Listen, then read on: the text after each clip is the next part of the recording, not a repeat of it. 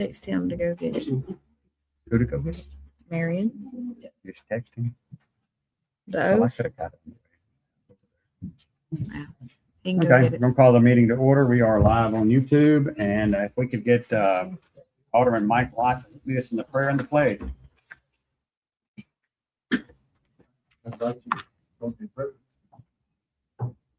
Father God, we thank you so much for your love for us, and Lord, for giving your only Son to die on the cross for us. And thank you for the fact that he died for our sins to give us eternal life. And Father, I pray tonight that what we do will be pleasing to you, what we say will be pleasing to you, and help us to keep in mind that we need to be doing what's best for this city.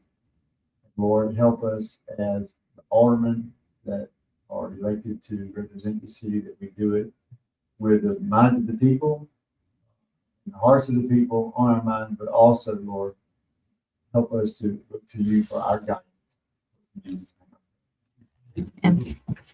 I pledge allegiance to the flag of the United States of America and to the republic for which it stands, one nation under God, indivisible, with liberty and justice for all. Gonna move that up.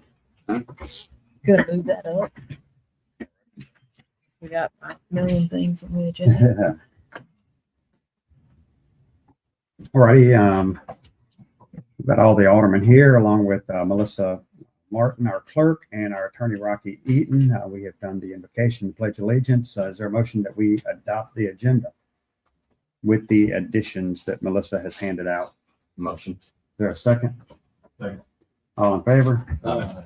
Is there a motion to accept the consent agendas, numbers 1 through 5? Second on one issue. I voted no on the motion to approve conditional use for Robert Sells to Pace Transit. I did vote yes to the conditional use. The first item under old business, but for the second item under old business under What was the thing? The motion to approve a conditional use. for conditional Robert Sells. use? I voted nay. Because we did those before. We'll say approval of the minutes with One. Alderman Noble's Mhm. request. Did you get that? Yep. So I'll change it. All in favor? Public comment. I don't have the list. Yeah, we did. We I had would her. have thought Lindsay would have brought that up here to me. Lindsay, are you sitting? She's behind the podium. I'm sorry. That's one. Yes. Oh, yeah, that one. There we go. We're gonna let you talk first. Lucky me. Go ahead, Miss Judy. I cannot believe you're sitting behind the podium. Sitting behind the podium. Well, She starts making faces, let me know. Hey, what's my going on, name Miss is Judy? Longstaff. I've lived in Petal now about a year and a half, but I did move here in 1988 and I left in 2002 to return back up north to take care of my grandmother. My children live here, so I came in here to take care of my health. I'm trying to give you a little bit of background, so I'm not just coming into Petal and going, hey. But I live over on on West 10th Avenue. I live in the Didn't say. Caritas Manors Caritas. apartments. No. Right, I mean, if George Street had been open, I'd have ridden my power chair. Okay, that's how close I am. But there's 3 problems over there. I live in the front, right on the street, and I watch traffic. And there are people that turn up of Main and they have to put their rocket flip on. And I'm telling you, they come down there sometimes 50, 60 miles an hour and they hit the brakes before they ever hit our driveway to stop at the nursing home there into the parking lot and park, or they're coming out the same way.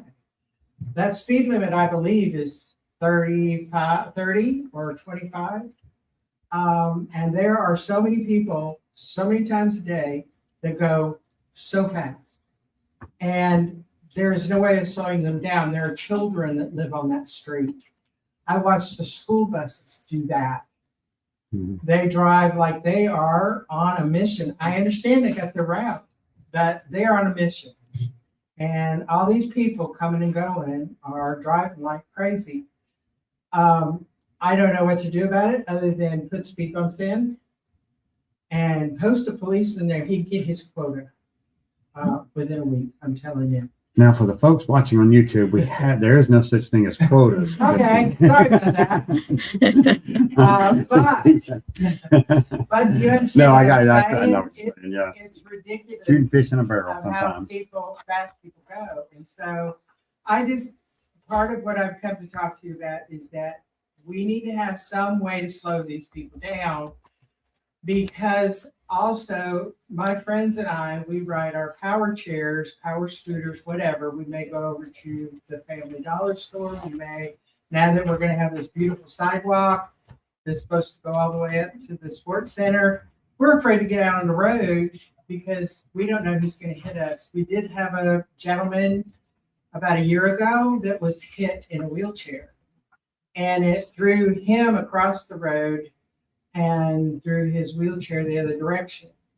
A few weeks back, you had somebody hit a telephone pole or a power pole or whatever pole it was. It is. It's because these people are driving like they are out on Evelyn Gandy or out on the freeway. Something needs to be done, and we're afraid to even walk our dogs or to, do anything on the street or leave our area. So that's the first thing. But now, in connection with that, once this bridge opens at George Street, now not only we have a dead end right now, people come zooming back and forth. Now we got people coming because now they have a throughway. So I think it's going to get even worse. And so, is there any way that something can be done? And that where I go back to and I say, hey, can you put some speed bumps in? So that at least the families that live there, their children would be safe. They were all over the roads the other day doing Easter egg hunt. Scary. I don't see us probably, even though we do have oddly enough speed bumps on the discussion, we typically have put those around schools and churches. I don't see that, but I do need some help from you, Matt. I need some 30-mile-an-hour speed limit signs over there. There is no speed limit. Assuming that it's 30 there, it's 30 on South George. Just looking at on Google Earth, I don't see where we have any really. No, And don't get me wrong, stop signs don't slow people down once they get comfortable with it, but yeah, it makes it a harder argument for the officer when there's nothing there. yeah. But anyway, I'm sure Chief would be more than glad to give some TLC there, even up until getting our radar card out there. Let's see if that'll change some behavior as well. But I'm concerned about that as well when that bridge opens up. Yeah. So you It- say you it's got just the very radar gun? frightening. Yeah, we'll get radar and You we'll give know them the some. radar thing that Yeah. it takes yeah. Yeah. It's got me a few times. The little blue lights flash, and I'm like, Yeah. whoa, so it does help. It does, okay. It's very That would be educational. wonderful if we could. Yeah, if we could get a Because- couple 30-mile-an-hour speed limits, particularly on the front end when they first turn off of Main, Matt. And the other thing is too, we want to go and travel. Some of us, there's one lady who is not able to get out of her chair, her power chair. Mhm. For her to go anywhere out is amazing to her. She got to go to the Family Dollar. I finally talked her into that. And she was just like, oh my gosh, I haven't been in the store in about 8 years. And I'm We've thinking, got it on paper and we didn't get the grant for it this time, but it would be a sidewalk that would actually connect you guys. It would go all the way up to Matthews Branch, come down West 10th, go up South George and connect to Hinton Park out the back we would here. love it. We So, would love it. That Well, you was know how the slow third government thing I've moves, been but talking it's on about. paper, just looking for funding. Okay, that was the third thing I said. Yeah, would love to see something like that. Just being able to get around. We don't have a lot of parking for Matthews Branch, so now you can park here and I can connect to it, and now you got some. Are we Things sure about rolling. the speed limit on that road? I don't know what the speed limit is, to be honest with you. I just see it on, I see a really 30 know. sign on South George. Okay. Is all I'm, I think we lowered it sometime back to 30. We Well, lowered it if it's not posted, it's 25. Yes. So that's what I wanted to talk. so they can't argue. We're giving them extra 5, so. Yeah. There we go. Thank you so much for listening. Good deal. I Thank you, will Mr. ask Duty. friends and family to slow down. Thank you. Your family's doing it? It's mainly You know been, who's doing it's mainly been Gerald over there. Well, my kids said I drive like old. Lindsey Brown. I just have a few things. Last week I got word that the Tuttle Chamber is a recipient of a mini grant from the Mississippi Humanities Council for America 250. So that makes us an official America 250 event. We'll be listed on all the websites and hopefully that'll help make it even bigger. We have lots of things planned. With that being said, it comes a higher cost because we had to add additions that we don't usually do. To set it apart from the other years. The council really wanted to see, since it's an event that we've always done, they wanted to see what are we gonna do extra to set it apart for the semi-quincentennial. So those funds are gonna help us cover those things. I've received our firework prize for this year, our 30-minute firework display, which is split between Hattiesburg, Petal, and Forest County usually. How long? 30 minutes. And in the past, you all have partnered as and paid a third of those costs. This year, that third is $9,800, and I'm requesting that you all partner with us by covering the third that you usually do. How's that a partnership? I mean, you're the fireworks. We want you to pay for everything. I just mess. Anyway, so I think No, there's that's a actually, slight that's a increase. number in line of what we've typically paid, which is actually kind of surprising. I It think bumped it- up it- one year good and then, I think it bumped up a little this year, Melissa. A little bit, but not much. And the Board of Supervisors in the city of Hattiesburg will cover the second, third, and the third of those costs. So I'm asking that you help out and do that for us. We we have don't have to our vote on that, membership do we? luncheon tomorrow. We only have 2 Budgeted. more. Oh, that's the- budgeted, so we don't, that's necessarily not gonna be a vote for that. It's budgeted. Yeah. So the answer is yes. Yeah. Great. Thank you very much. Happy to help. Unless you want us to vote on it. It's okay. Budgeted. We have 2 more luncheons this year for the chamber. Tomorrow is one of them, and then obviously May. Tomorrow it is Child Abuse Prevention Month, and so we're bringing in Kids Hub to give them a platform to share some education and outreach. And I'm asking that you all attend if you can. They're asking that we wear blue to show our support of Child Abuse Prevention Month. Kids Hub is doing a lot of great things for the Pine Belt, and I think you'd all be surprised to know that the percentage of kids they served last year that were in our county. So it's a big deal, especially in Forest County. So I'm asking that you come if you can and show support. Morning coffee meetup. We have this month and next month, and they'll stop for the summer. So that's next Thursday at 8 a.m. at Grand Central Outfitters in Petal. It has been a full quarter for us of the calendar year. We've had 21 new chamber members since January 1, which is wonderful. We launched our podcast today with Millie Swan with Forest Health, so that's great, giving our members more benefits and more ways to share what they do. So thank you for your partnership, and I look forward to Star Family Celebration. When's coffee? The 16th? Third Thursday, We'll be out. 8 a.m. Yeah. Okay, we'll still have it. Move it. You Okay. don't have anything for me? Any questions? Yeah, I forgot them. All right, anything, gang? Anybody from in the audience? Chief? Oh, wait. Yeah, this would be. No, sir. Good deal. Thank you, Lindsey Brown. Hey, if we could, we have a special guest here that is hiring on with us. If we could fast forward to number 30. I know as exciting as this meeting is, I know y'all want to stick around, but just in case y'all want to get this over with, number 30, seeking a motion requesting to adopt an order hiring Caden Hart Hinton as a recruit firefighter at a rate of $40,000 annually, effective 4/9/2026 per Chief Sims. Is there a motion? Motion. Motion and a second. All in favor? Aye. Come on up.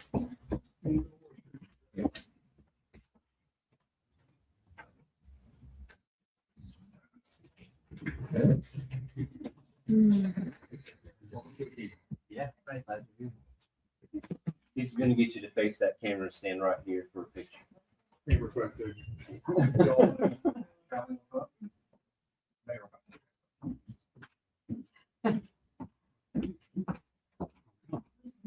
Good to see you.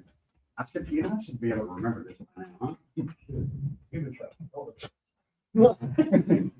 The state of Collins, hey, he's not really legit yet. This is gonna be a Anyway, if you would, raise your right hand and repeat after me.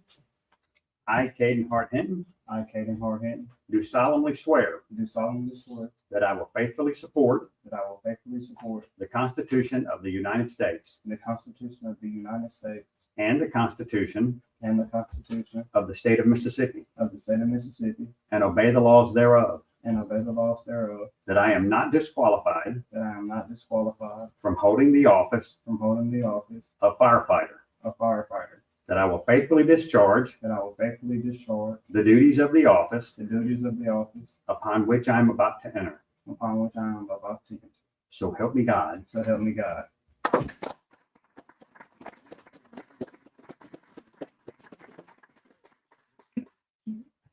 So nice to see you. Melissa? Here, I'll let you make it legit first. You got a pen? Right there. She'll sign, you'll be good to go.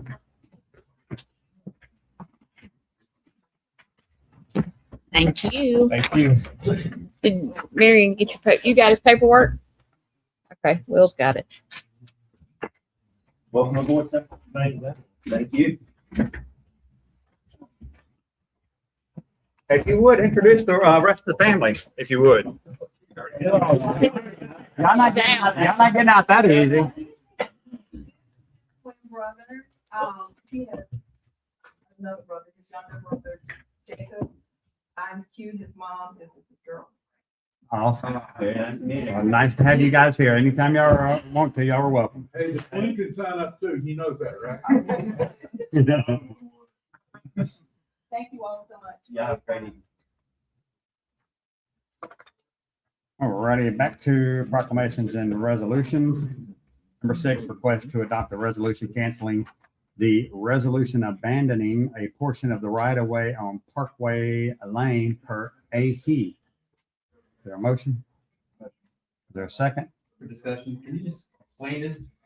Amy left, but the people, it was Woodmont that had requested that we do that, and they did not buy the property. They ended up not getting the property. So I probably need you to help me come up with a resolution to cancel that resolution. So we're just reverting back to our original. Yeah, ownership just- where we adjusted because they wanted. And we never actually filed that resolution because they never took ownership of the land. So it's never been done at the county. It's just done on our books. Okay, thank you. We can do that. Resolution for a resolution. All righty. All in favor? Number 7, request to adopt proclamation setting April 2026 as Child Abuse Prevention Month. There's a motion and a second. All in favor? Aye. And you will notice we've got the pinwheel representing our support for Child Abuse Month that we got when over at Kids Hub had a proclamation signing last week with other local elected officials. So I was glad to be a part of that and look forward to tomorrow as well. So, we voted on that. Yes. Thank you. No bids or quotes, old business. One question, if you guys think this will, I guess we're gonna be here a while anyway. Y'all want to dig into this now or move it to the end? I'm good either way. I guess times doesn't really matter to us, huh? We're getting paid by the hour. Getting paid what we're worth. Number 8, request to adopt a resolution authorizing SMPDD to assist and serve as agent for the city of Petal to establish a commercial redevelopment / revitalization program in the city for vacant buildings or underdeveloped areas of the city per B. Nobles. I guess we would get a motion and a second for discussion. Motion. Is there a second? Second. Okay, discussion. I was almost fixing to say all in favor. Go. Anyway, I'll turn it over to Mr. Noble. There are 2 things for tonight. For one, the SMPDD has Mr. Ronnie here to speak to all of y'all as requested. There's one thing that I wanted to address right before we talked, just from some of the conversations that we had in the last meeting. I've lowered, I'm proposing this change to section 2 so that hopefully everybody will kind of know that we have a safety net as far as the increase in taxes for the city. For the most part, it says the exact same. The city will establish a redevelopment program in a specific area of the city as listed in the attached Exhibit A. And then with the help of Rocky, I moved to that one section, but basically it reads, new businesses will be eligible for up to 50% of increase in returns on city taxes. And existing businesses will be eligible for up to 75% of returns on increase in city taxes. With grant rates to be determined on a project by project basis. All reimbursements will be capped at 1/3 and then also move the term limit down to 10 years. So we just honed in those costs. So basically just to explain it in layman's terms, the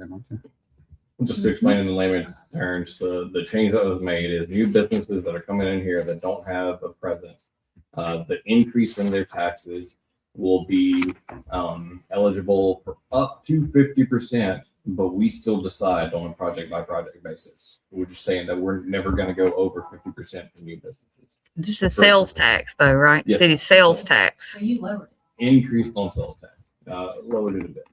Now then, like I said, it was still for project by project basis that the board will have to decide every single time. We're just saying that we won't go above 50%, which Mr. Ryan can speak to this, I'm sure. But in speaking with the SMPDD, there have been other projects in other cities, and I don't think that they very often get above that 50% mark. But we're just kind of ensuring and putting that cap on it on the front end. For existing businesses that are already inside of Petal, we're saying that that cap is at 75%. The reason for that increase is because they already have a tax basis and that tax basis won't be forgiven. What we already collect from them for their ongoing businesses is not on the table. So they get a little bit more for the increase, 75% as opposed to 50%.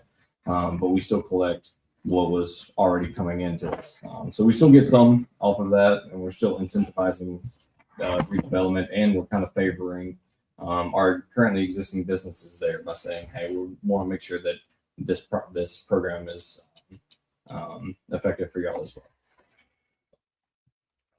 Mr. Ronnie, I was gonna say the board has had a lot of questions about all this, so I appreciate you being here and you're making yourself available for us. And to the rest of the board, if y'all have any questions or anything like that that you still would like to address, then Mr. Ronnie, I'm sure would be happy to tackle it with us. Yes.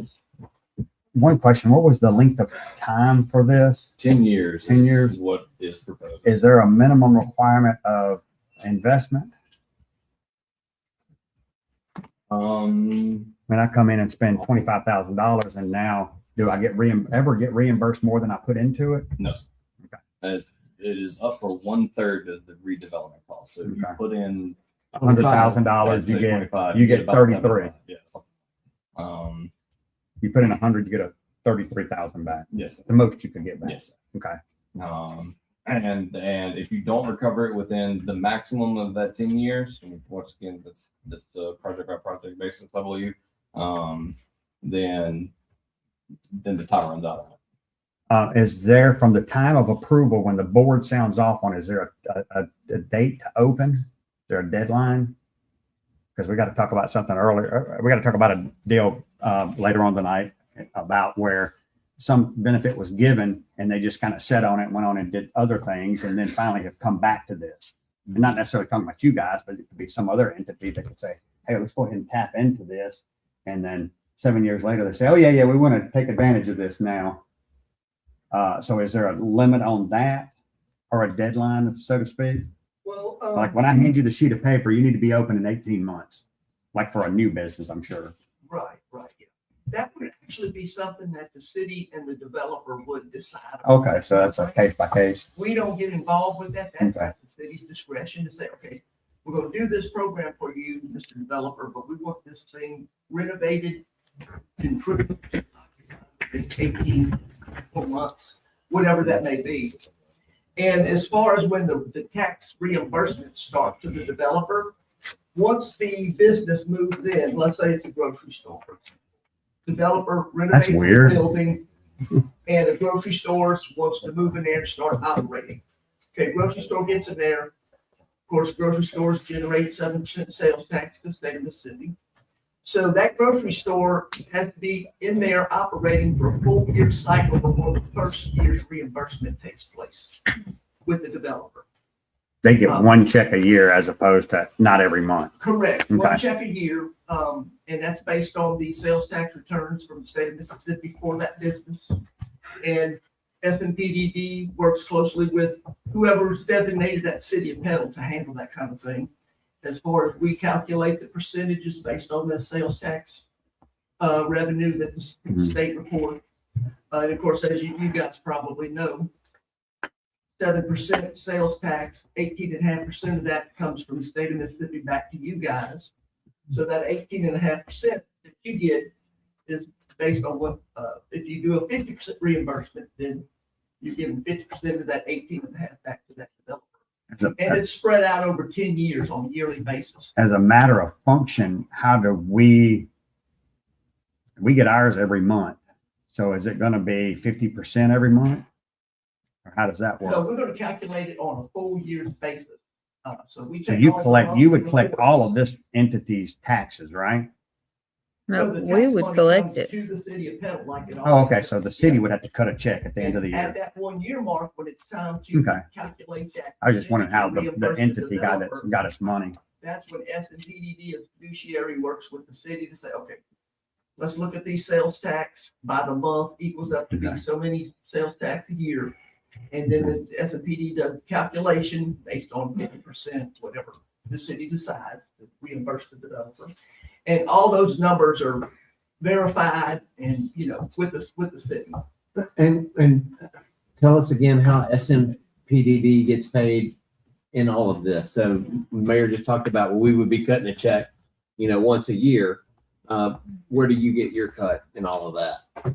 At the once a year reimbursement calculation, that's when we would calculate what our little administrative fee is to do that. And then it would be paid that once a year, just like when we go to pay the developer, we get our fee as well. And what is that fee? I'm not sure that I saw that in this resolution. Is it in this It's resolution? not in the resolution. I believe it's addressed in the tri-party agreement. All right, so that's something that'll come with each new case by case basis. That's when we'll deal with it. And correct me if I'm wrong, but in speaking with Stephen earlier, he had said that typically it ranges from 5 to 10%. Yes, that's an average. And I think we talked about that coming off of the other side. Like, the city doesn't pay that, the developer ends up paying that. Am I Yes, understanding I that? believe it comes from the collected. Yeah, The yeah, collective if it's structured that way, that's at city discretion. If you want to take it your portion of their, that's at the city's call. So last time we were talking about this, Drew, you were concerned about, you wanted it to work as more of a mathematical function where the picking and deciding is not on our shoulders. Is that still where you stand? Or- I mean, that's always going to be part of this because that is a function of us as elected officials. I mean, where we have based on, represent our constituents on how we, vote on any particular party or any particular for the agenda item. So there's no way taking that out of this process. Begin what I like the I'll call them bumpers here on the percentages. Like I said, because I think it gives us some focus here versus saying, hey, it's wide open and allows us to kind of say this is the limit. Because again, it gives us a little bit of protection for on the upside for us at the city gathering taxes. So I'm comfortable with that. Speaking of this process, can you give some examples that this has actually has been used in other municipalities? Yes, yes. So we've done this in the city of Biloxi, city of Goshen, Mississippi, Picayune, Mississippi, pretty much various areas around the state. A good example would be city of Biloxi. On the west side of the city of Biloxi, which is a busy part of town, a lot of residential, a lot of commercial. there was a need of a grocery store. They had a Winn-Dixie store in a shopping center, strip center. Winn-Dixie, of course, saw their financial troubles. They closed that store, moved out of the building. The building, biggest part of that strip center is now vacant. That end of town only had one other grocery store, which was a Walmart. And so the city had been trying to attract developers to move on that end of the town and start up a grocery store. The developer was just sitting there paying the property tax on the building. He was trying to get tenants in there. And so the Rouse's grocery store chain took some interest in putting a store down there. But Rouse's, before they could move into that space, they had to have some pretty significant improvements done to that space. For all their freezers, they needed floor drains, which a lot of it was already there from the previous grocery store when it was Winn-Dixie. But Rouse's had, you know, different standards on how they wanted everything to be decorated, what kind of wiring and different things. And the developer, he was gonna have to front all that money up front before they would even go in there. And so the city, of course, had some incentive plans. And then this particular sales tax reimbursement plan really struck a chord with the developer that owned the property. And so he ended up being willing to go ahead and do those improvements up front, sign a contract with Rouse. Once they get the improvements done to that property, they move on in there. And it's been a win-win for the city. They now have the grocery store they need on that end of town. Developers got an opportunity to recoup a third of his improvement costs for fixing up the building versus it sitting there empty for 5 years and not collecting any sales tax, just sitting there empty. So now you got a business in there that's paying sales tax again and generating more sales tax coming back to the city. And so the city, you know, say, hey, we'll incentivize that. It's helping us out, helping our residents. That's one of the big examples there. And that's same thing in different cities. One city, they had a building that was vacant. Harbor Freight took some interest in moving to the city, got it over the building, same thing, want to do some improvements. So he was, got a commitment from City of Goshen underneath this tax incentive program. So, you know, that helped him to want to put the money in the building so Harbor Freight could lease it and now have another business in town. Generate sales. So in all these cases, basically, the municipality was getting zero for that property, but now they're getting something. Now they're getting something. They might be giving that percentage to the developer, but they're still getting a percentage. The percentage of something is better than zero, sitting there empty, not drawing any sales tax. So it's an economic development tool. What's the regular way other cities when you're doing this? Like as far as area goes, do they do citywide? Is it a focused area? That is very varied. Some cities will do a particular part of the city that might have some commercial blighted properties. Some of them may do the entire city. That really is the city. The city has the ability to figure out how they want to do that. You know, a lot of cities have a part where they have some old buildings, you know, things that kind of moved on.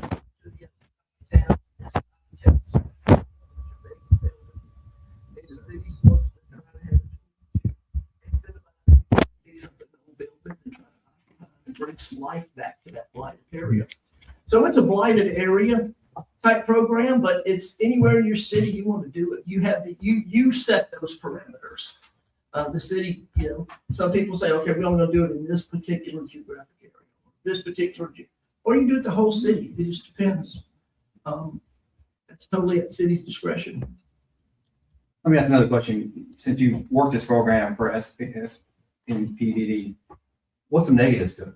I mean, flip it. I'm gonna flip the narrative. What's wrong? What could go wrong with this program? I'll put you on a hot seat because there's always pros and cons. What's a con to having this policy, this program? The only con that I can think of is if, say, the state of Mississippi ever decided to take away the statute that makes this happen and take it to, which that's been on the books for years, going all the way back to when Attorney General Mike Moore was in there. That's how long this statute's been on the books. And Follow-on question is, working with DOR, if that's where you get your data Correct. by individual store, I mean, they allow you that detailed fidelity, because based on that statute, you're able to get that specific data from DOR. Right. We work through the Department of Revenue, and with the city and with the developer to get those reports. To get the authority to get those reports. Because we're acting in the fiduciary capacity, so there'll be some paperwork you'll have to. And per the statute allows you to go into DOR, because I know right now DOR has, it's almost like a That's why you're sitting wall there. to get information. Right, and that's why we But have. that statute penetrates that and allows us the ability to reach out and get that data. Right.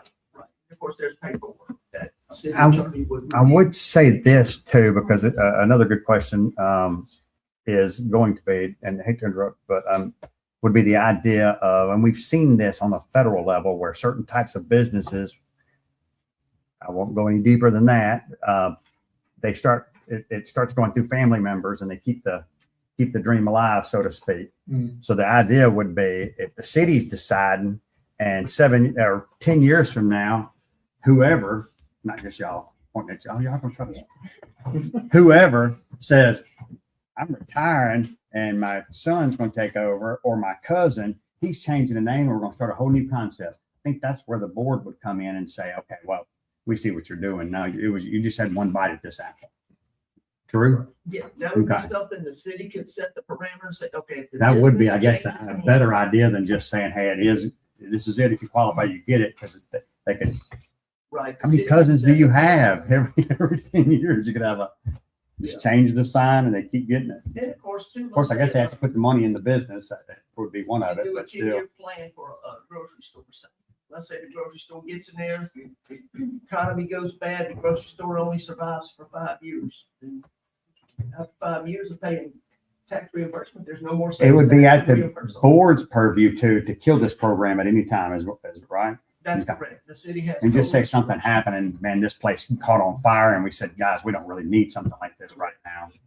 I have a question. Just say that anything. Does the SMPDD, I'm trying to figure out your role in it. Are you the liaison for the developers? Do you walk them through how to get enrolled, what We exactly? do work between the city, once the city talks with the developer and they agree upon terms, rates, number of years, that kind of thing. Then the tri-party agreement between the city, the developer, and SFPD and fiduciary comes into play. And then SFPD can assist the developer in completing the developer application and the paperwork that's needed. In fact, we'll do that so that paperwork gets presented to the city. The city makes the decision on whether or not they want to accept it. So we do help with some of that. And that's why the tri-party agreement is involved.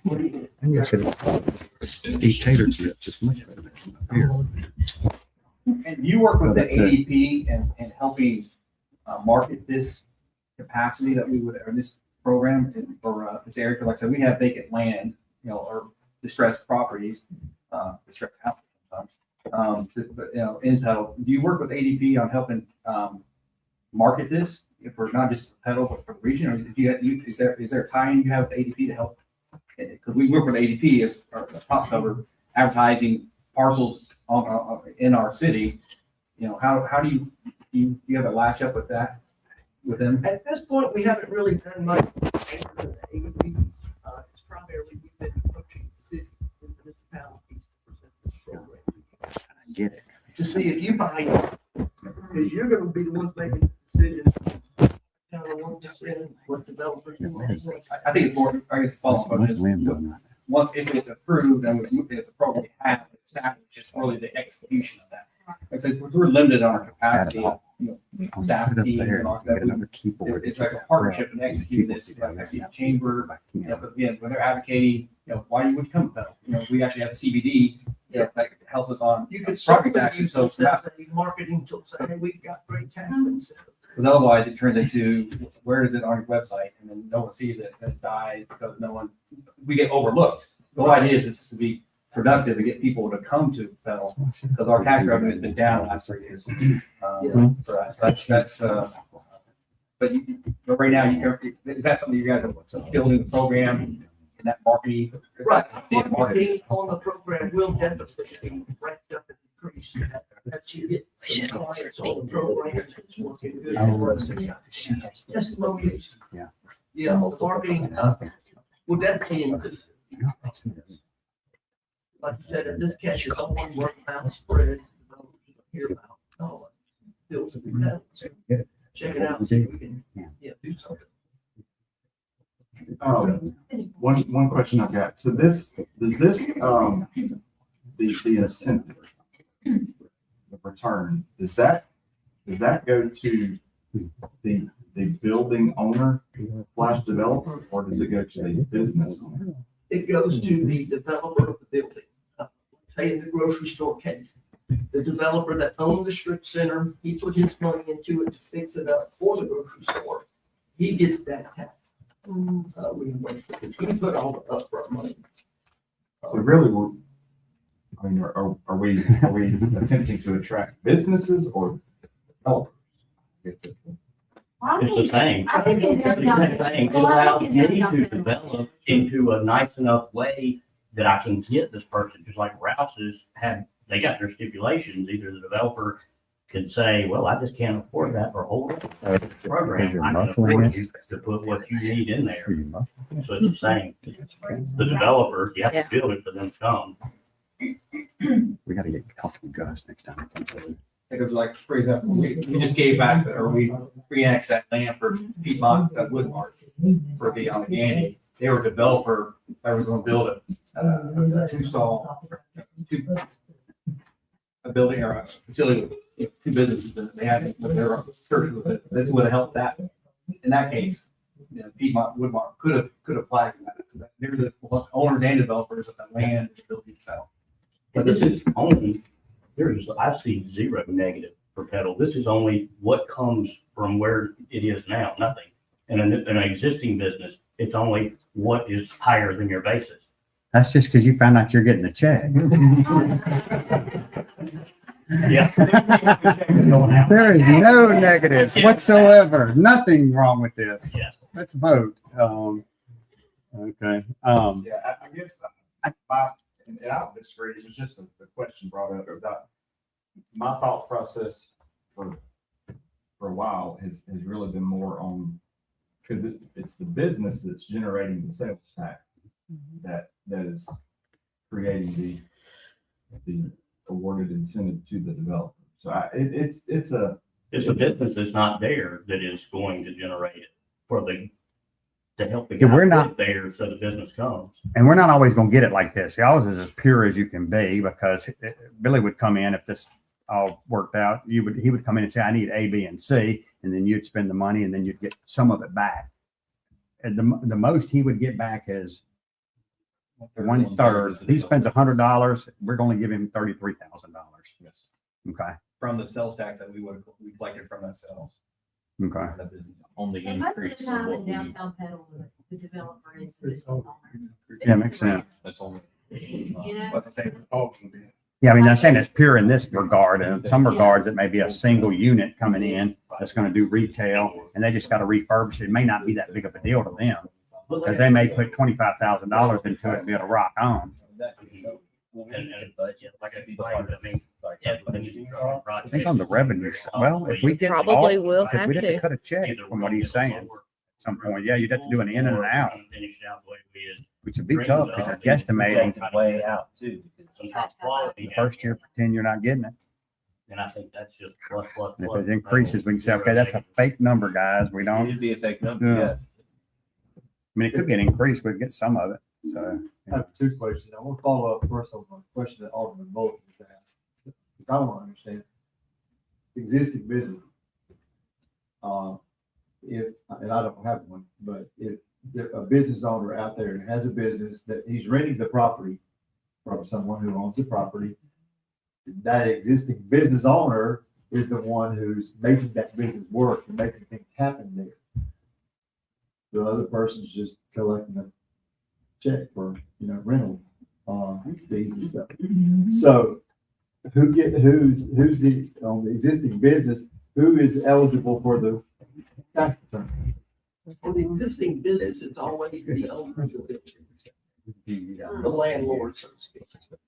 Now, the thing with that, a lot of cities are only doing this for new businesses coming in. I mean, a lot of them don't do it for existing businesses that are already operating. That's totally. So as the person who operates that business every day of the week and puts all my effort and my money into it, I get nothing. That's not a scenario. The scenario would be if a business is in a building owned by, let's just say me, that they come to me and say, hey, Mark, we need better air conditioner in here and all this stuff. And, you know, for us to do a better business or whatever. And I go, oh, yeah, I mean, that'd be nice. Can I increase your rent? You know, no, but the city has this package and maybe it'll help you give me a better air conditioner. So it's not just fat cat landlord collecting off the hard back of, yeah, it's like I gotta go in and spend money. I only get 1/3 of what I spend, so I spend $50,000 on air conditioners. I get back to $15,000. So I'm doing it for my tenant. It's not fat cat. Just Business, the building owner would have to come to the city and say, If I can add, I gotta show you where I spent 50,000, so I might can get 15 if the taxes increase that much, which is a win for the city. yeah, if I can add, for any of that to apply to a currently existing business, the developer has to come in and develop, putting in, for instance, $100,000 to where they can even get the $30,000. But even then, the sales tax has to increase for that to cut into that $33,000. So no matter what, that existing business has to have something pretty nice in turn for any of this to go into effect. Let me throw a little wrench out there in the big sport already. So let's say I'm the developer, I own the property, and they say they want, what, freezers. Okay, I do the electrical, whatever they need to do, $100,000, and revenue doesn't increase. It's a nicer restaurant, everyone likes it, and there's no increase in revenue, especially with the existing business. This is a huge possibility. Is nothing changes, the developer's just out. That's the gamble the developer would take specifically on the increase.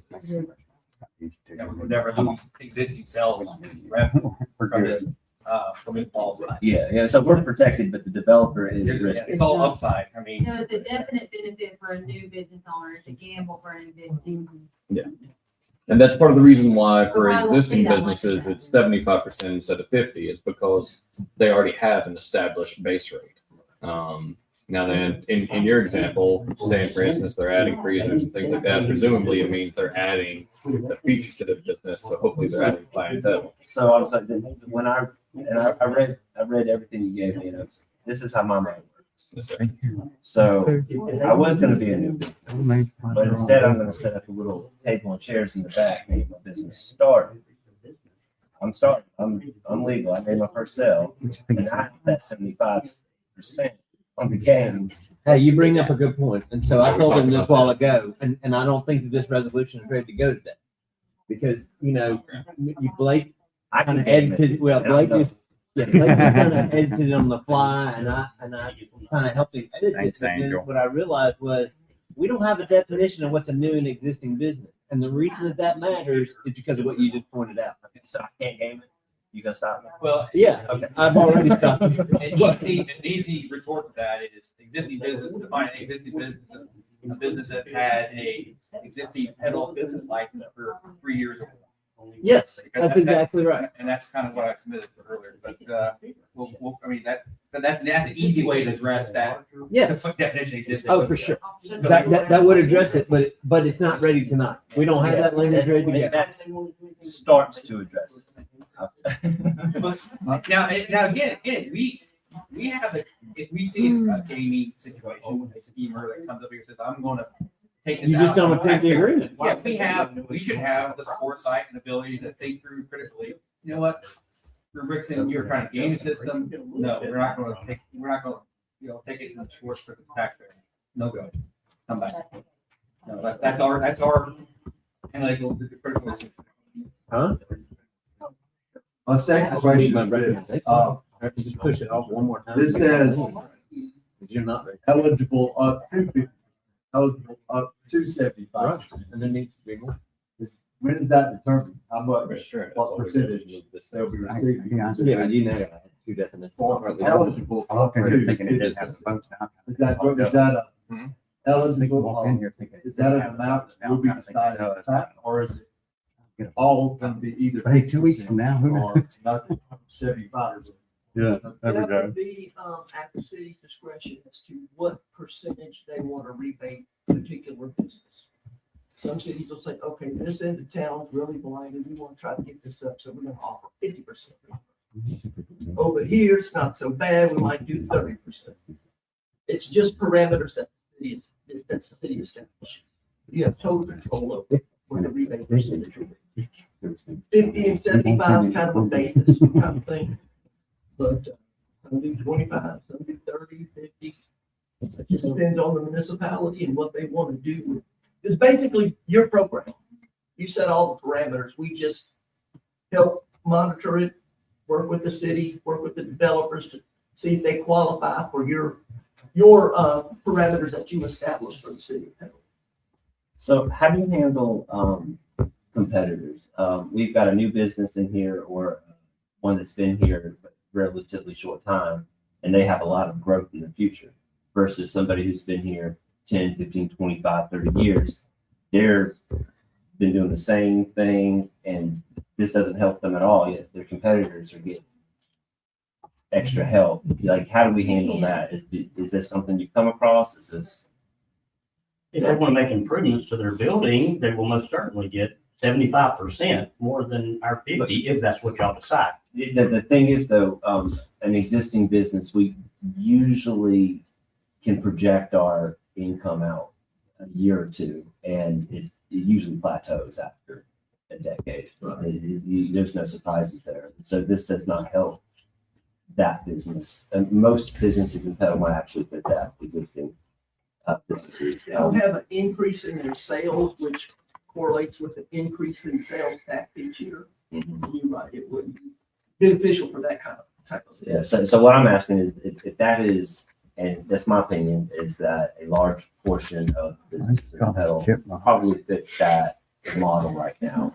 We don't see a lot of changes. A lot of things have been here a long time.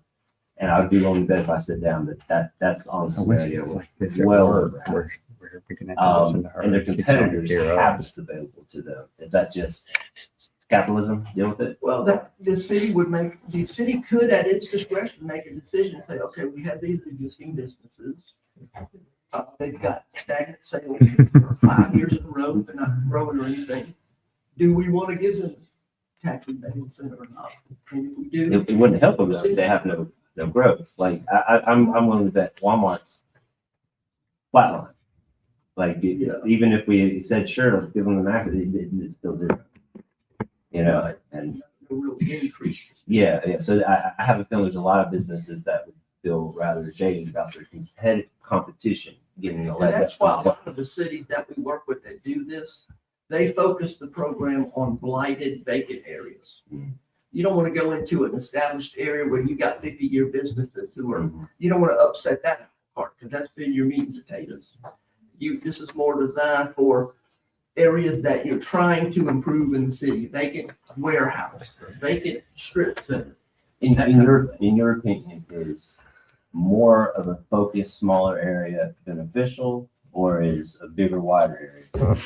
Just in your experience. It just depends on your city, your demographic, your layout, what your economic areas look like in the city. You know your city better than we do, so that's why we leave that discretion to the city to determine which parts of the city they want to offer this or not offer it, that kind of thing. And if there's a particular area of the city it doesn't make sense for, then you just, that's the city's decision in it. Any other questions? If we want to approve this tonight, the one thing that we would have to agree on is the existing business definition.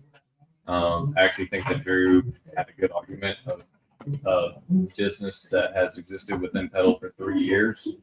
That gives us 3 years of data to pull from to establish a baseline. And that, at that point, I think we could say that they've been an existing business of Petal. That would be the one thing that we would have to add. But even they would have to come in and do some renovations and. Yes, sir. Okay.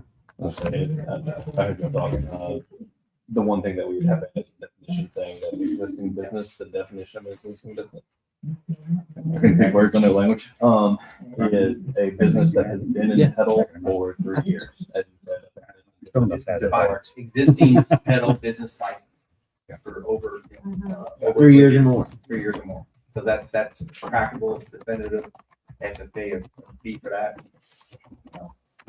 Now you can start one now and 4 years from now you can apply for the program. Any other questions? I think we have a property Retail tax sales, incentive retail opportunity, and so this is a sales tax. Look. Again, as we touch economic development options within our city, we have to look at all avenues, but we have to be competitive with our peers in the Pine Belt region, because there's a reason why people, go some places. I know We want to make this attractive for us, because we have been flat for the last 3 years, and decreasing in sales tax revenue, in the city. So we have to look at what opportunities, what policies we can, and that's our responsibility as all of them. We are policy makers. So I'm very, very pro to this, and I hope we were able to accept this moving forward. Otherwise, in 6 months, I won't bring it back on the table. Because we need to have some programs, give opportunities. And that's just fine. This is an economic development tool for the municipality. If it don't work for all of us, no, pick and choose, and you said. Being on the and it just gives you another bullet in the holster.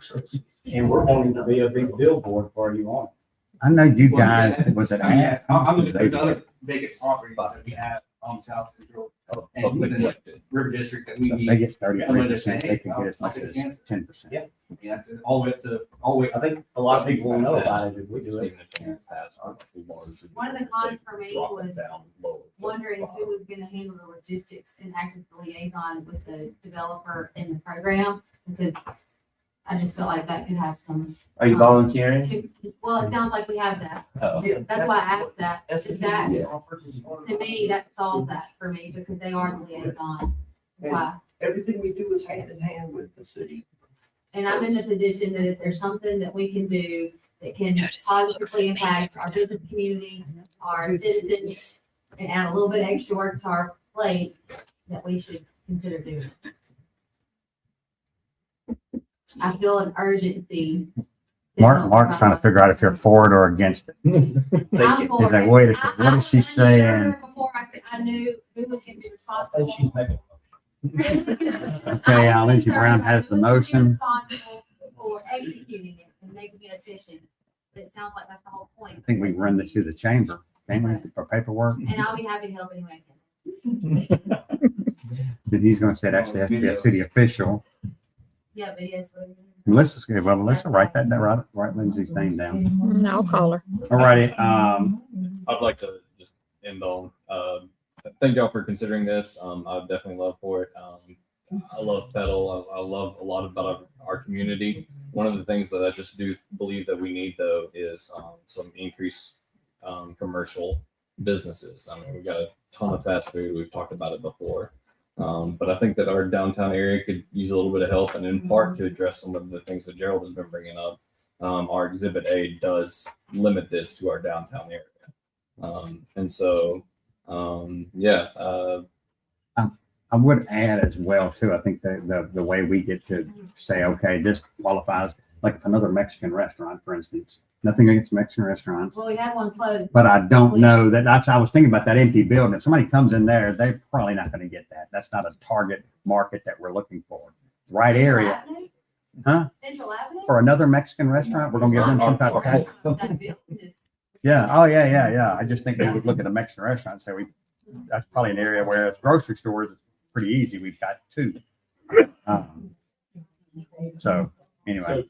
So if I, Rocky mentioned earlier that in your opinion, this wasn't ready to push forward tonight. Well, I mean, I didn't think the language was there. because I didn't think that we had, fleshed out, when I said that, existing businesses and new businesses, and then Drew suggested this language. So, I mean, I've drafted some language. We'd already been drafting, working on a particular section. So what I wrote was, existing business is defined as a business having a pedal business license for 3 or more consecutive years. Do they have to produce any revenue or just paperwork? Well, I mean, if it's a business, by the way, in case anybody hadn't figured this out, this is only going to help businesses that have retail sales. So if you're a law firm and you're going to sink a bunch of money any place in this area, you're not going to qualify for this because there's not going to be any sales tax that you can bounce off of. So this is only going to help retail folks. And so to answer your question, I don't need you to produce we're going to know what your old revenue is, and that's how we're going to figure out, what you're going to get after you sink some money improving this place. So I'm not as concerned about that. I mean, they could start from zero. If they've been a local business for 3 years and then maybe they got a great new investor and they're going to sink a bunch of money in a property that's in our district here, I don't think we need to worry about what their old numbers are. We're worried about they're an existing business and they're sinking a bunch of money here. So that's what we want, is some redevelopment. Have we talked to Doug what budgeting the Nope. check back is gonna look like? Anything like that? I mean, I obviously Like, don't normally deal with just budget. budgeting for that, because we know that I like that number, every yeah. year Yeah. Or we have to that would be- realize that we budget. any increase That is not budget. isn't real money. we do budget, but the No, yeah. bookkeeping of that makes me nervous. It's only increased, so we have to have that money to be able to give it. 'Cause And not we spend made it. the increase. If we're getting it all year and spending it all year and we're only having to pay them once a year. Take a loan out to pay for that. You shouldn't have to, that's us. What's your phone number so we'll know to avoid it whenever we owe you a check? I've got a couple And I of them cannot saved find now. anybody with the city of Petal to deal with this. Could be. Well, the one example we were thinking, even if we paid you $100,000, that's $100,000 over 10. It's only 10,000 a year. I think that would be the upper end of anything that we would do. It's all positive. Yeah, that's assuming we get money, we're getting more. money. Assuming we get 200, we give you 100 up, but it's still over a 10-year period. It's only 10 grand a year.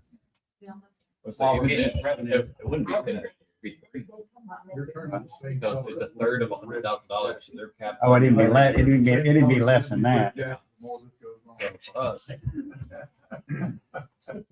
Matter of fact, it's going to be such a small number. It's really not even worth dealing with, is it? on the business. Yeah, the on paperwork. city side. Okay, can we? Billy and I'll be vote? golfing and you'll be Please. doing paperwork. Move on. All right. I mean, it's almost 8 o'clock and we aren't even to general Yeah, so I'd like business. You know, to- they can hear you I would talk to me like like to that. the motion That's insubordination.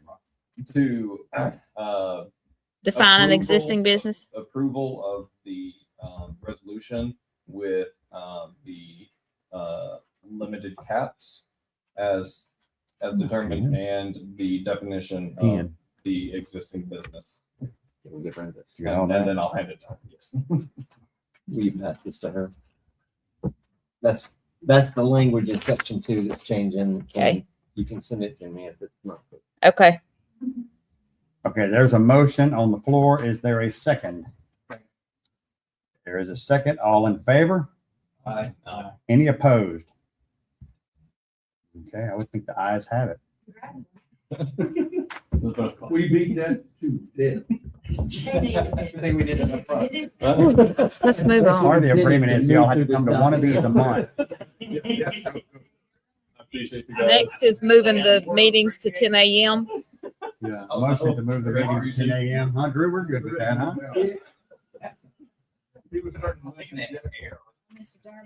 Thank y'all very much. And then we can make Angel sit in at the meeting. Yeah, I'm for it. Let's Mr. do Ryan, it. thank you as well for being here to discuss. I was gonna say, the board, as you can see, had a lot of questions. Yeah, yeah. Nobody voted no. Hopefully I gave you adequate answers. And we look forward to working with the marketing to help us Yes. have, get this out on the street. We certainly look forward to working with the city. I'll be happy to We do can it. for economic development. Thank you. I'll be quiet for the rest of the meeting. Thank you. My whole name was thank you. And thank you. Appreciate it. No more discussion. Let's just vote and move on. Rest of the agenda, a motion. Yeah. We have a motion to approve all the general business items. I took the Evelyn Wood speed reading. Okay, let's see how quickly I can speak. If I remember our earliest meeting from But you were gonna board's stay. general first term, we usually. Oh, we do. 9:30. Yeah, you're not allowed to speak, We remember? do have an executive session too. We're still by the partly way. fine. I forgot to tell you about the executive session too. We're never It's going just U home. and O, that ain't even worth riding over to town to watch. Steve would have to score for us. He's not there. What? Yeah, 'cause Frank- Oh. General business, number 9, request to accept a proposal from Shaw's Dearman and Waits and Engineering Services related to the Drinking Water State Revolving Fund application. Is there a motion? Is there a second?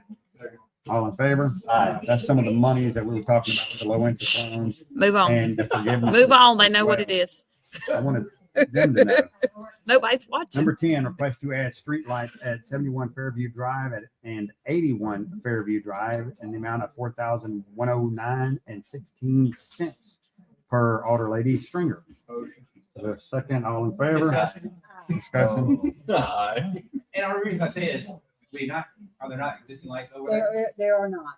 So what's the change between Okay, then and now? one end of the street, it's dead end on both ends, and one end has street lights and one end does not have anything, and it's pitch black. And I've had several people call me about that actually. And I said, yeah, I'm your alderman. I asked about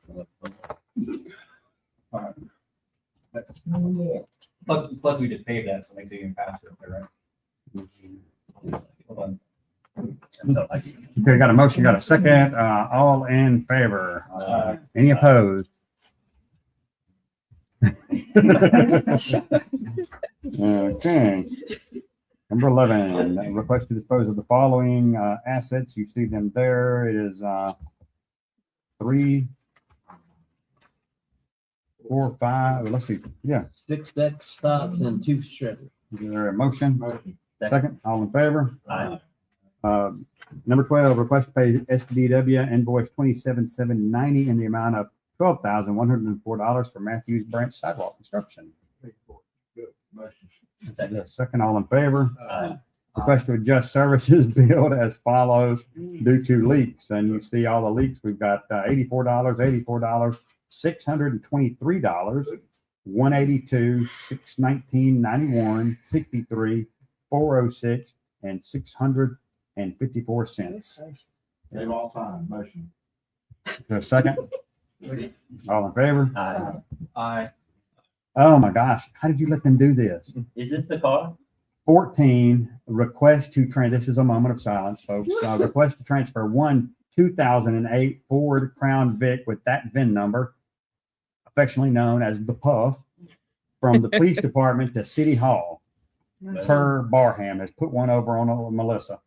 It's still going to come out of their budget. Motion and a second. All in favor? Did we get a second?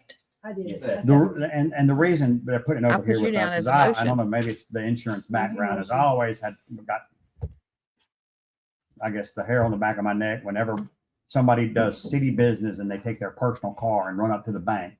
And that's all it takes. And then, first thing the insurance companies is going to say is, well, were you at work? Well, yeah, I was at work. Oh, here we go. We're fixing to have a whole different conversation. So if you see the Puff going around, just to keep everybody on their toes, they could be narcs, or it could be Michelle going to the bank. So anyway, and it's checks, not cash. So for anybody having mischievous means on YouTube. Number 15, request to remove 2000 Ford Vic from the unmarked units list and add a 2010 Ford Crown Vic as an unmarked unit. Motion. Is there a second? All in favor? Are you gonna get like a Hawaii tag or something like that on it? I know. I used to go check for potholes in the Puff, and in that vehicle, there are no potholes in it. I mean, that's the smoothest riding. Number 16, request. Number 16, I could go undercover. Number 16, request to purchase a 30 by 30 by 12 pavilion at a cost of $14,050 from Pro Buildings and Construction for Friendly Park, J. Young. This will require a budget amendment at a later date, and a motion and a second for a discussion. Motion. Yes. This is going to go over by it's something we've talked about. We really should have budgeted it when it's all said and done, but there's some other things that that we thought we were going to have to do that we're not going to do. So the money's there. It's just in a different bucket, so to speak. We thought we were going to have to redo the Civic roof at the Civic Center was one of the things. And so with the money sitting there, we could wait till next year to do it, or we could get some use out of it this year and put a pavilion where they can have birthday parties and people can hang out under it and watch ball games. And they could also take part of the splash pad. So that's basically all we're doing. So got a motion, got a second. Oh yeah, go ahead. My only concern is it's coming from the 300,000 capital fund that we had for the library or for the civic building, which is, are we considering the civic building now a Parks and Rec asset? Yeah, the Civic Center is. Mhm. Yeah, it comes out of that budget. All right, Yeah. so that 300,000, so that came from our capital fund, which is regular taxpayer money, not from the 3% money, right? Yeah, that'd be money that would get paid back. Capital correct? outlay. So I know we have it allocated for that task and purpose for fixing the civic center, but we are basically intra-fund loan $1.7 million from our general roof tax, sales tax to pay for Parks and Rec items, which I think is okay because we front loaded a lot of projects, but now we're dipping even further. So, I mean, that 300,000 was not part of the 1.7. So I'm concerned that we're continuing to spend general funds for Parks and Recs versus using our 3% money. And I know this is only $40,000 to $50,000, but I think we need to harvest more for our pending playground issue, because that's going to be more than 500,000, obviously. I mean, in both of those cases, though, we're really talking about one-time money, so I will say that. So this isn't something that we expect to come back at another date. I agree, but that money is part of capital funds. No, yeah. We're using the whole reason we had 3% was to pay for Parks and Rec. Yeah. And now we're dipping into our and continue to dip into our sales tax, which is nice that we have a program we're hopefully to address that, which has been reducing the last 3 years. Yeah, I say you shove everything you can over there, and you can say, I mean, in theory, But anything that's a legal expense, you want to put it over there with the idea at some point you can at least pay yourself back when you have windfalls. If we're at 1.7 right now, the chances of us climbing out of At the hole, $200,000 a year. yeah, it's going to be tough. So, but we keep on adding to it. I think you hold the line on his budget. Although, as we grow, you have, that's a harder thing. It's easier to say than it is to do. But anyway, then you bump that 200 up as businesses grow, and you do that from that standpoint. Now, the other option is he just budgets it. I can say that. And we do this same project in October with the same money. No, it'd be coming out actually. No, we'd be budgeting it. Well, we'd be budgeted on projections. Yeah, This money's actually sitting in the bank right now. That is. Or we could move that money over to capital outlay and just let it sit there for a minute or two. Mayor, I work this game, we're with buckets of money at a better level. And I understand how, you can cross, and we're doing it. I agree. We wanted to loan ourselves, so we'd have to pay the bank. Yeah, we had money available. We had one-time monies available, and we've done one-time projects with them. I think that's been the theme of what we've tried to But do. any money we take and put into capital funds, you could consider one-time money, or it can be considered. Oh, you could pave with it. You could pave with it. Pay You could, fire, yeah. you could pay police, you could buy. Well, you wouldn't want to pay a fire pay. You wouldn't truck. want to pay anybody. You'd You want to could- buy fire trucks. Well, again, the money comes from our sales tax. So, I mean, I'm saying- we designate it as one. I'm saying capital outlay you wouldn't want to pay people with. The capital outlay comes from majority comes from our. Money sales that's tax, owed. It's a sales loan, yeah. tax and property tax. Mhm. So we designate it as capital fund.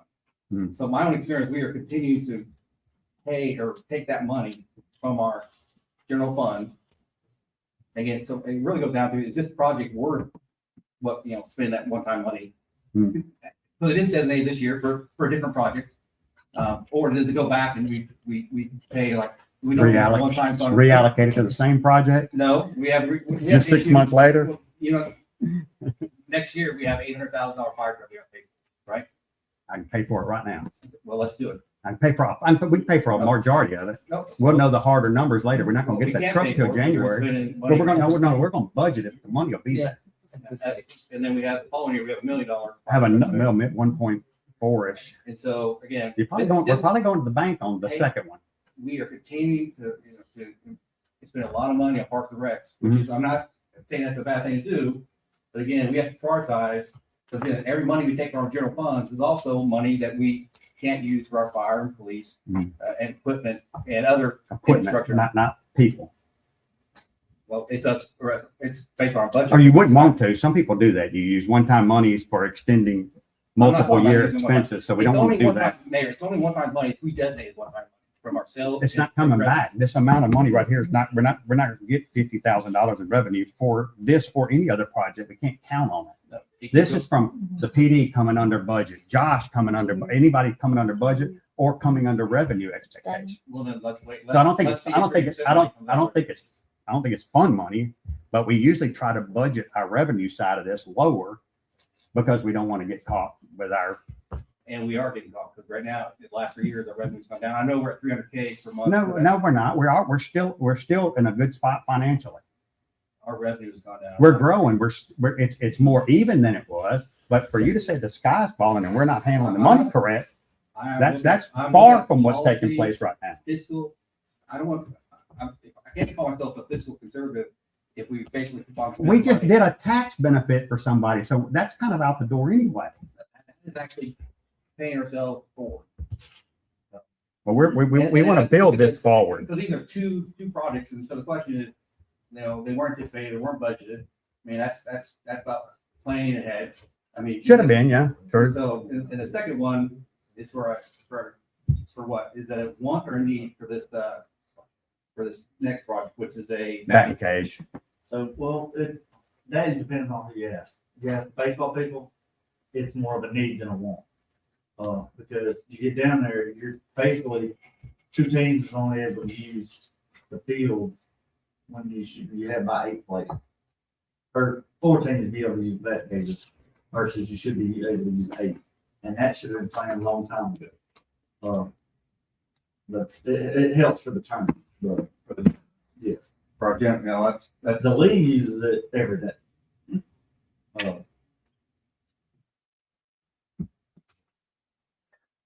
Now, I would add this too. We are spending a lot of money on Rex, and I always get nervous when people say, I want nice things. Don't get me wrong. If you got the money, let's do something that's going to last 50 years and not 10 years. We're dealing, matter of fact, with something we just put on your desk that I don't know what the date was, but we fixed it to live to fight another day. I would just. And it is revisiting us right now. So if we do, but we are spending money everywhere. I would just say. I don't know, the taxpayer probably don't want to hear that either.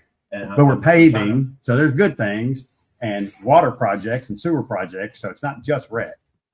Oh, go ahead. I'm sorry. Dear. I am trying to follow with what you're saying with the budget. I think I get it. I'm looking at the pavilion, but I will say, we just did, the YMCA soccer, tournament out there, not turkey, whatever it was, league.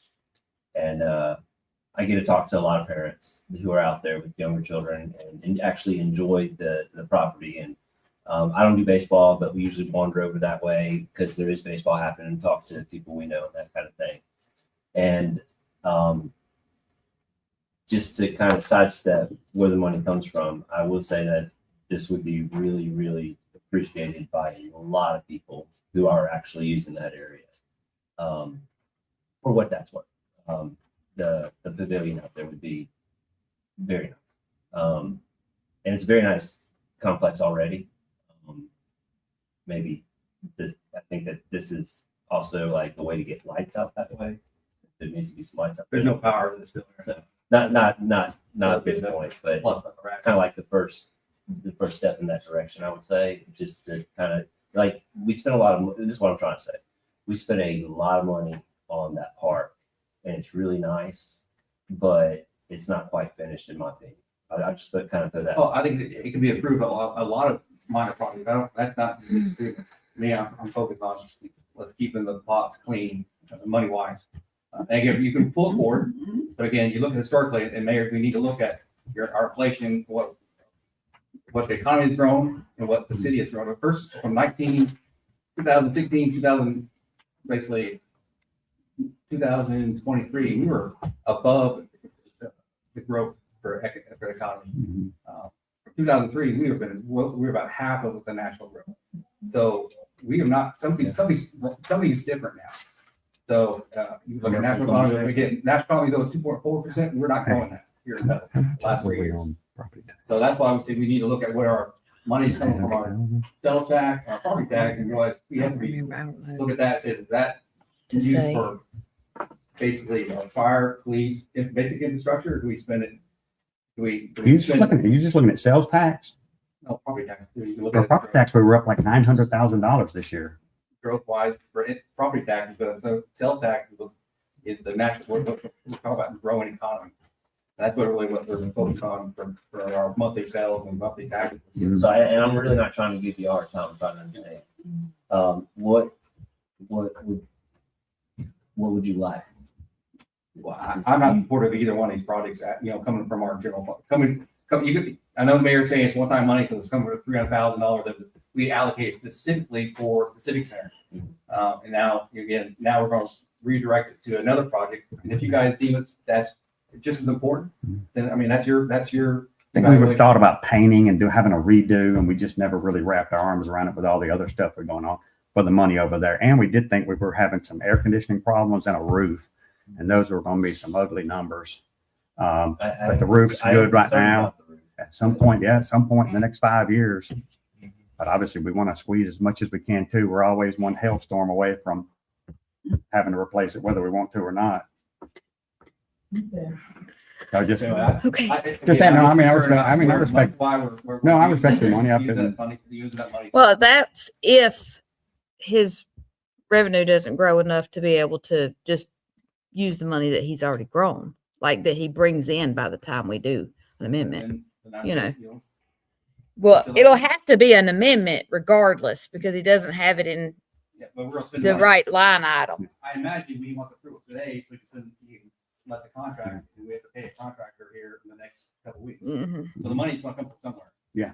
So that means you can say we're going to pay ourselves back again, or we put that on a $1.7 million that we owe ourselves internally back to our general fund. Is it 1.7?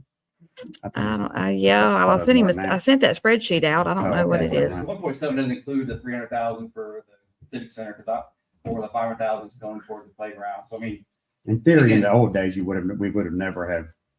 We would never have this. But no, I'm talking about the 3% wasn't there. We'd have just paid out of the general fund what we needed to do for the civic center. But obviously, we've gotten this chance. I want to shove it over there because you got a chance to pay yourself back, and then you get to spend it again to pave a road or something of that nature. So anyway, any other discussion? Okay, we got who made the motion and the second? Mike and Gerald. Okay, got a motion, got a second. All in favor? Any opposed? Okay. Okay, we shouldn't have a discussion on this one. Just say, request to accept estimate from Smith Construction and Roofing for batting cage installation at Complex B, fourplex, in the amount of $23,550. This will require a budget amendment at a later date. And I think that's per Melissa, but the request is per Jay Young. Is there a motion? Is there a second? Discussion. I just repeat what I just said. Ditto. Go back. Ditto. Yeah, That is awesome. Got a motion, got a second. All in favor? Any opposed? You got to. You're now. opposed You to had the go batting both ways. cage? You should have just done it. But not the pavilion, right? Like I voted for one, but not the other. Like what? Well, that's what Gerald did. Oh, did he? He voted for the pavilion, but not the batting cage. Yes, he may use the pavilion. There we go. See there? Number 18, request to pay the docketed claims for month of March 2026. Is there a motion? Is there a second? All in favor? Now we were talking about them little numbers. Let's talk about bigger numbers. Number 19, request to pay estimate number 4 in the amount of $640,455.60 to Warren Paving for 2025 street overlay per Shell, Dearman and Waits. Is there a second? All in favor? See there, we've done rec. Now we're paving. let's see what else. Now we're doing a bridge. Now we're building a bridge. Request to pay estimate number 2 in the amount of $151,183 to True Mac LLC for South George Street Bridge replacement or SDW. Is there a second? Second. All in favor? Boy, it does seem like a lot of money, doesn't it? It is At a some lot point, of it money. starts adding up. That money's in the bank. We haven't gone, or that money's in our bank accounts. We're not having borrowed money to do any of this stuff. And as long as we can avoid interest, my recommendation would be was that we always do it as best we can. Number 21, request to accept quote for construction specialist LLC in the amount of $73,860 for maintenance on Lots Creek Bridge on Carterville Road per Shaw's, Dearman and Waits. Motion. All in favor? And I will tell you the bad thing about this, whenever they do begin, they will have to shut that bridge down during the day at points of it. And with Sims Bridge Road out, Oh, good. Oh, goodness. You know what's gonna happen? Smithville Road is gonna become very good. we haven't been blessed. We've been blessed that we don't have a lot of bridges, 8 altogether. We're going to need to give some TLC to East 8th. We're replacing one. This once we get this knocked out, and it was just some areas that I felt like was going to bog Clearwater down if we put them over there. And obviously, we've got them doing other stuff. Number 22, request to install speed bumps on South George Street in the area of the 3D school. I will motion a second, and I'll let. There's a second. I've gotten a phone call from those other people, but it's the same story. We do have some speeding and things there. And for years, Cena has requested speed bumps there with the kids and it being a school zone. So that's basically what the request is. My commitment, if approved, would be that we don't get the ones that knock your motor out. More that I'd really like the ones that used to be on Twin Lakes. You probably had to take your foot off. You didn't necessarily have to step on the brake, but you didn't want to keep going 40. You'd have to at least take your foot off of We're talking about the first gas. ones, not the second. Yeah, the second one's dropped your motor on the ground. So are those, Mr. Phillip, are those speed bumps still in front of your house there on Cola? The bolt down ones? I'm sure I can tell how much you love those. It's not gonna be those. Want them a little thinner? Well, no, they're like bolted down, and if you go in the middle of the street, you don't have to slow down. Oh, that's right. They don't go all the way across the street, do they? Well, you're gonna get one side of your vehicle one way or the other. Yeah. You can't avoid them all together. Do you even go that way? You're like, nah. And I guess our history is like in a school zone. Yeah, we've ran radar and all that kind of stuff, and it's just, But when you turn off of and my fear is, Central onto South George, there's nowhere. There's a school zone sign right there at the corner. But yeah, there's nowhere to put one. I will between also, Central and and Mr. past was saying 3D earlier, I do fear us having to address at some point South George once that becomes, it's already a cut through. It's going to become a bigger one whenever the bridge gets put It's definitely helped with that. yeah. So anyway, got a motion, got a second. Any other discussion? All in favor? Any opposed? Okay. Now, Scimitars and Tribal. No, you got the Central Avenue culvert. Is that not on there? Number 20. Yeah, it is. You would have marked it off right here. Oh, you did the 300 per linear foot. Yes. Okay. Request to accept quotes from RJM McQueen Contracting in the amount of $300 per linear foot for culvert replacement on Central per SDW. If I get a motion in a second, I'll tell y'all where that's at. Motion. That is, if you'll go over by the Lots Pawn Shop, we did a fix over there. It was just basically, and I Just one that collapsed. 7-8 years ago, maybe, I don't know. We just did something to fight another day. We didn't have a lot of money. And so this would come in and do basically what's really required. We've already lost some of, maybe a little bit of the Valero's parking lot. So it's to that state. If you saw it, I got a text Saturday and went by there and I was like, that's Yeah, worse it's gonna than be a problem if it's worse than it like was. And thankfully the rain we got wasn't stupid. I was really thinking, oh Lord, we're gonna be buying a pawn shop. But anyway, this will turn them loose to get that fixed. We're buying the culvert and these guys are going to put it in and install it up to, I think 120 foot is what we were thinking originally, but I don't think it's that far. But anyway, we'll let the pros do what they do. But anyway, got a motion, got a second, all in favor? But actually, so that's, Oh, yeah. that's that's what we just received. That's the paper. Yeah. So the extension is $36,000 plus the linear fee. No, it's No, whatever it's they pay. for the $36,000 because they think it's 120 linear feet, So but the mayor thinks it's less than even though that. it says in the quote says city can provide a still culvert. Yeah, we're Yes, providing. we're we are doing the providing. We've already got culvert. them. Yeah. So the $36,000 It's It's 36 just plus the to, whole. for them. Up just to. for, so $36,000 just to pay them, Yep. and then we're gonna buy. We've already bought the culvert. So if they come in less than the 120 foot, then obviously it'll be cheaper. But not enough to, Make a huge difference. you won't even see that. money. You don't even know that Yeah. money is. I'm just looking for my on my pavilion. There you go. That's actually where we're seeing the water is over there to the pavilion. Alrighty, seminars and travel. We didn't get a vote. Oh, motion second, all in favor? Abstain. Request for Tony Ducker to attend ICSC conference in Las Vegas, Nevada with the ADP May 17th. That's that Sunday, isn't it? Through the 21st. Mhm. Cost of $4,332.55. Is there a motion? Motion. Is there a second for discussion? Second for discussion. This is one of the things, the big things. One of the reasons that number's high, which kind of grabbed us, Melissa had kind of thought the idea she might get to go over there, and then real quickly into the meeting with the ADP, we realized that wasn't going to take place because you had to have be a member to go to this thing.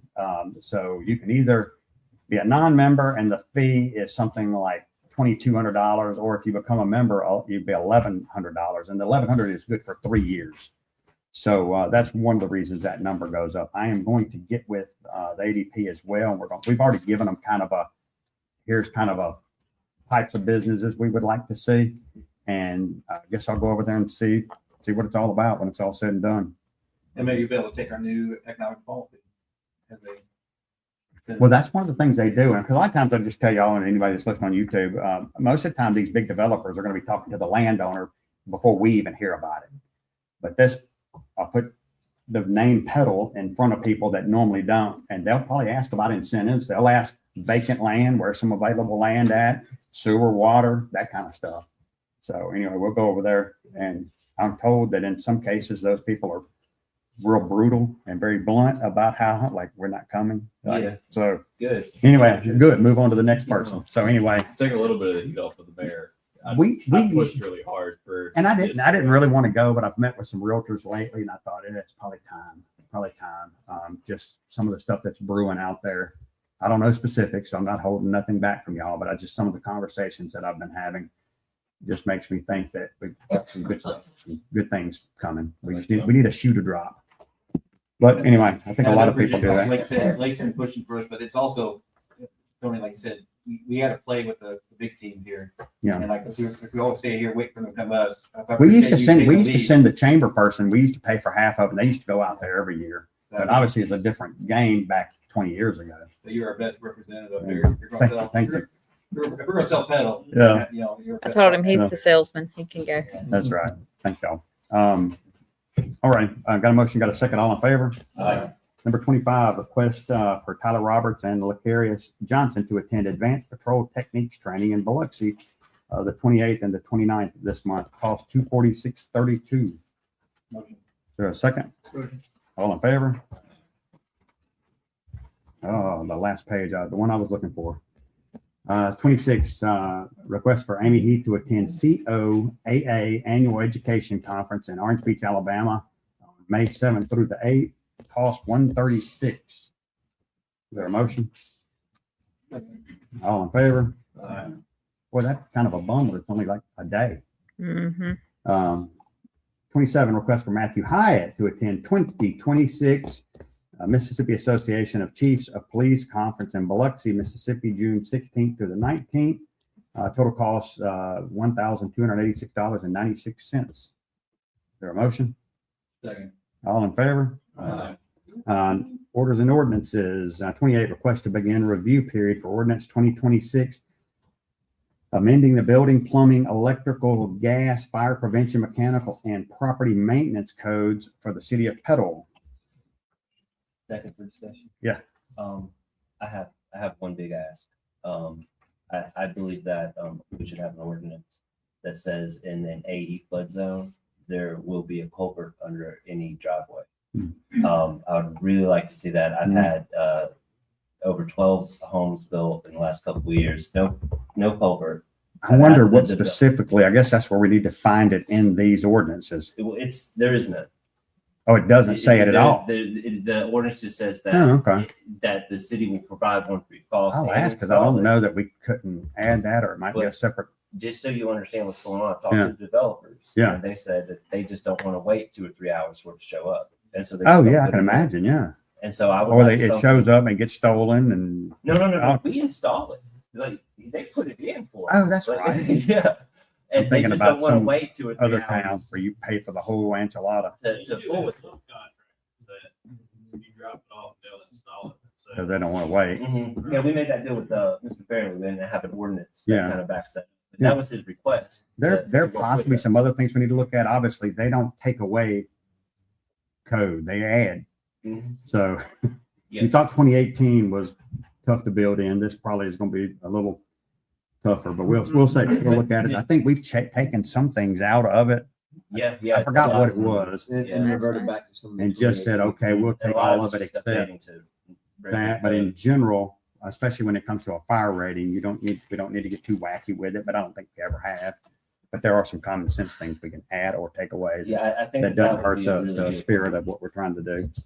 So no, that makes sense. So Mayor, on this, these 7 or 8 pages of changes and omissions and deletions and adds, Mhm. that's been reviewed already by our building team or by I our code. do. Amy's who sent it to me. So Yeah, I don't where know do that we- she, How do we develop it? Do we talk to our builders The- locally? the time Feedback, frame, And when is this? I would assume Is it come from when you the say a review period, is that code. 30 days? Are we gonna put out Usually in the it's paper? 30 days. So is this go out in a paper thing? No, So we have 30 days and people, how do we solicit builders to provide input? I don't know, I wouldn't talk to the builders. I don't think you do. It's Stay away- whatever the Stay away from that. They'll be like, International "I'll Building tell you about Code. Code. Or like, are we syncing it with how Hattiesburg, or, like I said, there's some Yeah. goodness that's saying We had voted standardizing years our ago where we national would follow the international building codes, and I this is understand. just IBC. part of it.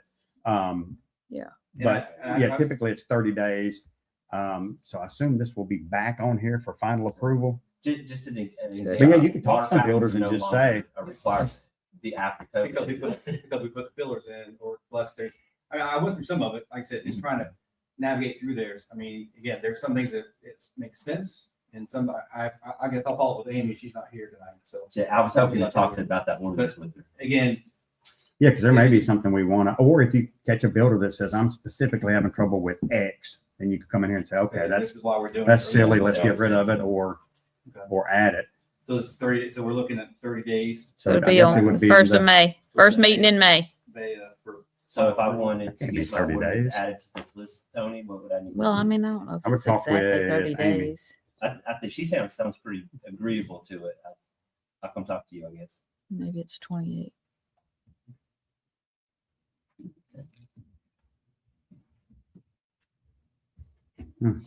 Okay, anyway. Motion second, all in favor? Number 29, request to adopt order transferring Bobby Sheffield back to shift work at a rate of 50,000 annually pending doctor's release on 4/15. Is there a second? All in favor?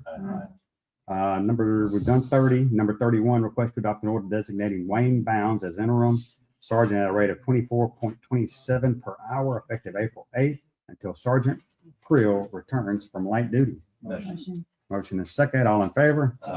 In the mayor's report, we got good news, obviously up in Jackson, $750,000 for our sewer project. So we've got our request in. I've sent out an email to you guys just so we'd all be on the same page.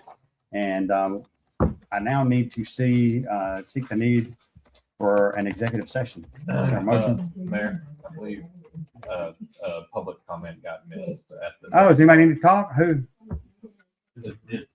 Oh, yeah. We're Hey, what's up? Because so we have some tree issues with essentially neighbors having trees that are endangering our property. Yeah. We've actually had this happen in Hattiesburg. It's a rental house that we have this on right now. Mhm. But he's got on his own property going over the swimming pool on an abandoned lot. And our particular case is a neighbor that doesn't particularly like us. Not that we've had that many words with them other than you have a tree that's about to fall through our house. And we had this happen in Hattiesburg and the tree got topped. It was a dead tree. We didn't know about the tree or else we would have sent something. It fell in the house. We had to have it repaired and everything. The trunk of the tree was still standing there. So we let Hattiesburg know, and Hattiesburg had an ordinance ready to go to enforce her taking that tree down. It was like a weird backyard neighbor situation. She didn't want to take the tree down. Your tree, what is it, dead or is it? Right. So we had the same situation happening here in Petal. It's a tree that is on the property line, like fence is trees right there. And it was struck by lightning. Technically, it has some green leaves up top, but literally, I mean, I could dig it apart with my bare hands. There's ants in it. It's going to fall. And so that's what we have a concern. And we brought it to the code enforcement. He's a newer guy. That I actually saw him leaving today, but I missed him. But he said that there was really nothing that he could do about it. And like, we're trying to figure out what to do other than like just letting the tree fall. And so we're kind of at a standstill. And I think he also has a tree that's a completely separate issue. But some private property, I don't know if we've got a direct ordinance that deals with that. Typically, just speaking from that insurance standpoint, obviously they're creating themselves a liability. I'd be able to kind of document that best you could. So if he does cause damage afterwards, you'll be able to take legal action on him. For it to be taken care of before it falls through the house. Oh yeah. Because we have renters there that have children. If you took it down, would he let y'all take it down? He would, but I mean, like, you can't afford to pay. You know, Dayon came out and was like, "Why hasn't this tree been taken down?" And like, he gave us a quote of like $7,000. Why don't you talk to that guy right there? He might have another number you can call and see another I contact don't there. want to pay for it. It's not my tree. That's what I'm saying. It's my house. Oh. I have to have a tree. Well, it's fall not our on tree either. Branches on your side? It's a tall pine tree. It's just on his side of the fence, dead, kind of leaning our way. It's literally. Which is it gonna hit the house? Yeah, he's got some pictures of it. It's on G3.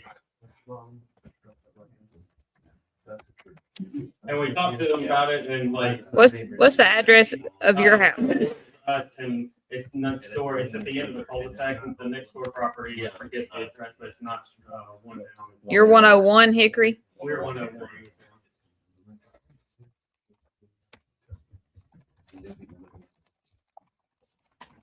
I would definitely write them a certified letter. We've done that. Yeah. I just don't know what to do past that. Like, you know, other than laying the tree. I It's think the ridiculous. court's The next gonna step help would be to let the tree fall through the house. Yeah, that's the downside. Even And then No, the, yeah, that's what I'm saying, though. I tell you what would happen though, in general, that your insurance would pay for yours and then go after him. If you've documented that guy's got a problem. Yeah. Now, not if it's a healthy tree, but if you've spent several months legally notifying that guy with mail or whatever to legally so he can't say I didn't know, or I thought it was a healthy tree. He can say, no, you've been getting letters from this guy that says this tree is a problem. I want you to handle it. Right, and what I'm saying though is we'd like it taken care of before the tree falls. Oh, yeah, no, I know that. And we've had this exact scenario happen in Hattiesburg, and they've had, that's what I was saying, with this ordinance that we could adopt, where y'all could tell people you have to take the tree down. Or can we make it a code enforcement issue to where? I don't know that we can really, because it's on private property right now, unless we came up with an ordinance. I don't know from a financial standpoint, we want to start going on a bunch of private property. Is the problem. Yeah, that's kind of what we did. We said we were going to take the dang tree down, but that one was affecting the road. This isn't affecting the road. It's just their house. How far away? How far from? It's deep. It's in the backyard. Yeah. Okay. So it's on the side yard. I mean, it could technically, if it fell directly towards the road, it could hit the road. It's 10 feet from my house, and it's probably 8 feet from his house. So and he's living in that house. Yeah, he lives in the house, and we have renters that are worried about it. They actually moved out. We have new renters moving in, asking questions about this tree, and for good reason. And like, I mean, I can't cut the tree down myself because it might fall on his Too big, yeah. And like, you know, I've gotten that phone call before. Yeah. They cut the tree down, the wind blows on the house, and you're like, he was trying to protect the house. Now he's got a tree on the house. Yeah, I don't know that we have any mechanism. I'll talk with code about it though. I've got your address. That's what I'm saying. They just say, There is no mechanism. That's what I was saying. If you want to come up with like the mayor talks to them, it's different. I'll just stay. I don't know if you're being funny, but I'm wondering that we literally had this happen to a rental house, and it took a lot of my money, and I don't have that much more money to fix another house if the insurance doesn't pay for it. Yeah. And it's like the tree is literally leaning towards my house dead, and the guy doesn't want to have the face cut down. And it's an expensive thing to have it done. I get that. But I think we have But, to like, at the give same them time, the if it was time, on my don't we? side of the fence, I Oh, would yeah. just definitely have to take it down and fix up his leak towards his We have to house. put them on notice and Yeah, I actually have before we things cut that- grass, yeah. Situations if we, if the It's a trees 6 have month ordinance for it already. Yeah, it's a And I'm 6 trying month to get process. I mean, we, there. it wouldn't be a, we couldn't That's- say that that's it's why a I health did and the safety, Probably, yeah, or safe, it's and a now you've safety opened up issue. that- for Now the- everybody's calling us wanting the streams cut out of their backyard. Yeah. Wait, what do I you did, mean? I have trees on my property that are threatening me. We don't have 160. Okay, and so wouldn't it be just, if you're being painful, then wouldn't it be your responsibility? Code, that's what I was asking, to have Rocky, that's what we're pay trying Or to. another tree service cut the trees down before it killed somebody? It's very potential, yes. Like, Potentially, and then for sure. I mean, Not for sure. what that's gonna do is just saying, if it did fall, it would definitely go to him because it was his tree. What he's everybody's saying here really is as a municipality and with private property, legally, there's not a whole lot that we have on the books that can address private Right, property. I mean, I don't mean to be So- mean or anything, but that's what I was saying I from the know. beginning. So the mayor said he'll see, he'll talk with code enforcement, whatever, we Okay. got the address. As far as like right now, there's nothing that the city can do to say to a private property owner, you must do this because this might affect. Right, and, again, I'm not trying to argue with anyone. What I'm saying though is that is the problem, and we've been trying to deal with it for more than a year now. This rotten pine tree is, one day it will fall. But we've had the exact same thing happen, and they do have ordinances literally across the bridge. And if we could adopt ordinances like that, it's like, I have the problem, he has the problem, we have. We will have that discussion, but I will tell you that if we started that process tonight, it's a 6 month Everybody process. will have the trees that they. But the I mean, trees it's a that six- fallen it's a on my six- house for a year, it's 6 months. I mean, it's a process 6 month where- process. Just, it's 30 days minimum on the ordinance. That's after it's passed and we've published 30 days, Mhm. 30 days, but I'll have that conversation. We'll have that conversation. So I appreciate you bringing it to her because I didn't know. I didn't know. Yeah, yeah, go ahead. No, no, no, no. I have a similar problem, but actually on the property since 24, Mhm. 675 Central Avenue. And y'all put up a sign on the parcel that is in question, Mhm. a question about, and the parcel is right beside it, and the sign says that Pedal falls under the, in violation of 2018 International Property Maintenance Code. And when I looked up that code, it addresses, brush and, things like that. Hmm. So I don't know if there's any penalty involved in that, but, according to the enforcement, code enforcement I talked to, recently, he told like that he would send them a letter, and I don't even know how to get in contact with people that own that parcel, Mhm. their own parcel. But it's very close to the house. So We look up on TCS maps. You can usually find out who owns it. And so I have a pool in the back, and one of the trees was leaning like this, like a 40-50 foot pine tree, hit the house. It killed someone if it fell. It cracked during all the storms and stuff. It was cracking. But there's several tall pine trees on the other side of the fence, right by the house. But when they put the sign up, he sent them a letter and they had 7 days to respond. He said it didn't respond. So he put it here. It says 5:30, but y'all didn't start till 6. So it says it was supposed to be specifically. Is that the one we? No, we had one. We had a hearing about 30. And I'm sorry, Yeah. and that was a mistake. on my part. It was 2 different meetings Okay, tonight. well, No, that's fine. I'm kind of new to this, so I thought we started at 6, but then I noticed the sign said 5:30 when I got off work. Yeah, so I missed we'll be cutting that tree down because it was Right going now. along the power lines and in the street. Is That was yeah. one of them. Is that not what? Yeah, Am I I think confused? that's. Well, he's saying there's more in the back, There's more, but okay. There's another specific tree that's got a probably, I don't know, I'm not a tree person, but it's got a degree of a lean to it that is cracking and a big limb fell up. It's dead looking, and it would fall either on the tree or fall in the house. It's a vacant lot. It's a vacant lot. It used to be. You live next to the vacant Yes, lot? sir. Yes, Okay. sir. Since 2024. Okay. I don't know the previous, history, but I'm assuming this lot has been probably growing up for at least 35 years. Because there's tall pine trees, like maybe 40 feet there. And you can see trees all fell away, trees that wide, leaves just probably been unmanaged for at least, I'm guessing 35, 40 years. But that tree you're talking about, yeah, that's probably gonna hit those power lines. Best I can determine, that's not on my property. I've never done a survey there. But also on the other side of the fence, there's a tree that's leaning, and that's one I was concerned about, because like you were saying, if it's somebody in the pool, I mean, they could sue me, or kill somebody, or, so I would cut it down myself if I knew how to get in touch with the people, but I don't even know how to do that. Because, code enforcement guy said that he couldn't give any information, he had his contact, and they wouldn't even respond to him, so. I don't know, what to do about it. So you're at 635? Yes, sir, 635 East Central.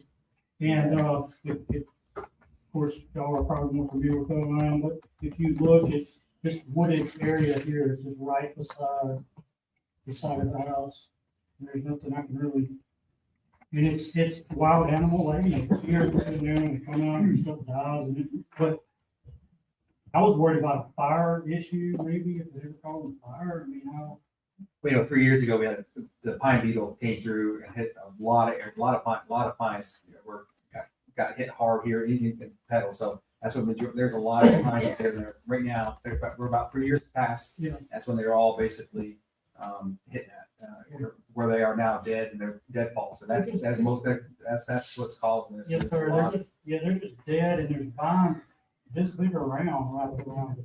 So you can tell that it's been growing for years, and they're just pulling the trees down.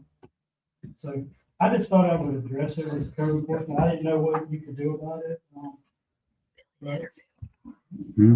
Billy Netterville. Are you found it? All of that. Yeah. Where's it live at? I'm looking at the ordinance right now. Yeah, essentially, we follow, I guess we also.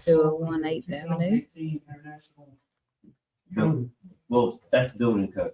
That's like it. Oh, I thought it addressed the brush. That's what it says. Yeah. Looks like Looks like the owner of that property lives at 201 8th Avenue. Okay.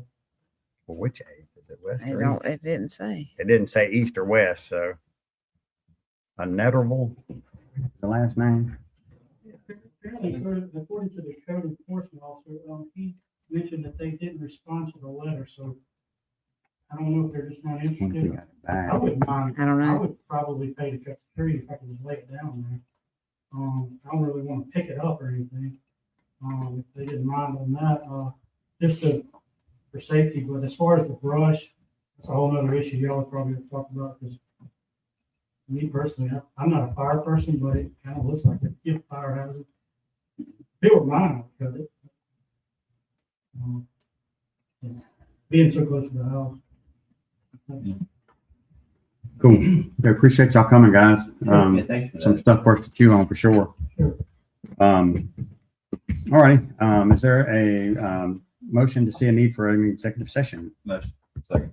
All in favor? All righty, folks. Appreciate it. Miss Ada, I didn't even get with you. This meeting's been so long.